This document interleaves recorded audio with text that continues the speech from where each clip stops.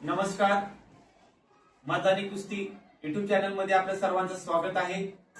कुस्ती शिका या मालिकेमध्ये भाग क्रमांक 9 हाय टान्स डिफेन्स हा कशा पद्धतीने करायचा आपण आज पाहणार आहे।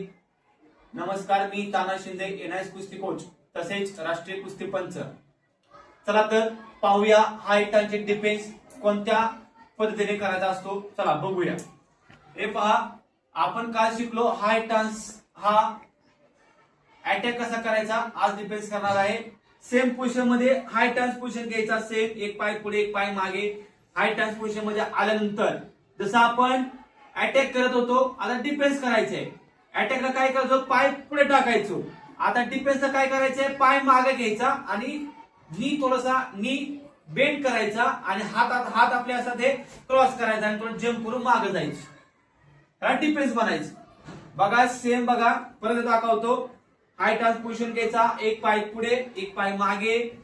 सेम हाय टान्स पोझिशन, हे हाय टान्स घेतल्यानंतर पुढचा पाय मागे घ्यायचा जवळ, त्यानंतर नी बेंड करायचा। नी बेंड केल्यानंतर हात हा खाली, हा क्रॉसच पाहिजे असा विरुद्ध दिशा, म्हणजे आपले हाताचे पाम आहे, पाम हा विरुद्ध दिशा पाहिजे। हे जंप करायचा, हे आहे आपला हाय टान्सचा डिफेन्स। बघा, ही कुस्ती खेळताना जेव्हा आपण पट काढतो त्या पट काढण्याचा हा डिफेन्स आहे। बघा इथं दाखवतो तुम्हाला मी।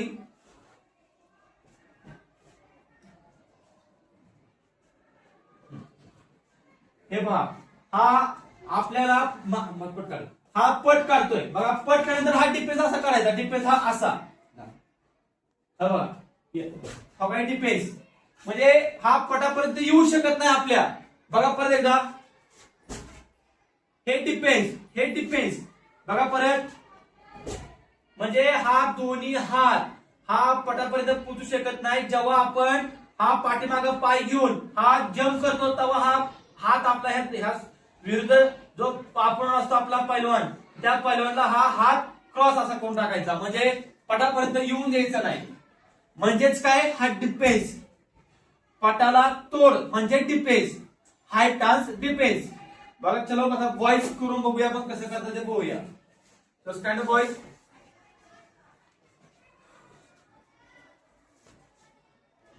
बघा डिफेन्स व्यवस्थित करून बघूया। चलो रेडी,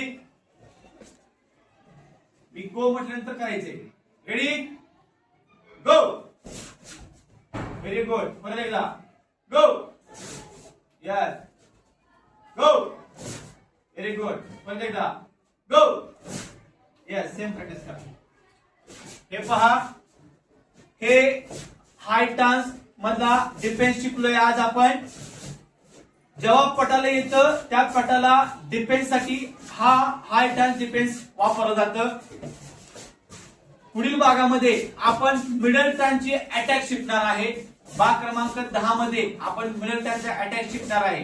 हे कंटिन्यू 30-30 सेकंड करावं लागतं, तेव्हा तुमची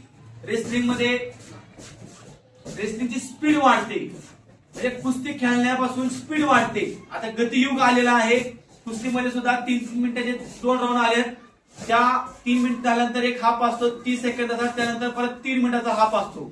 गतियुग आलेला आहे कुस्तीमध्ये सुद्धा, त्यामुळे हा करणं गरजेचं आहे। असेच आपल्या व्हिडिओ आवडले असल्यास लाईक करा, शेअर करा आणि सबस्क्राईब करायला विसरू नका। धन्यवाद।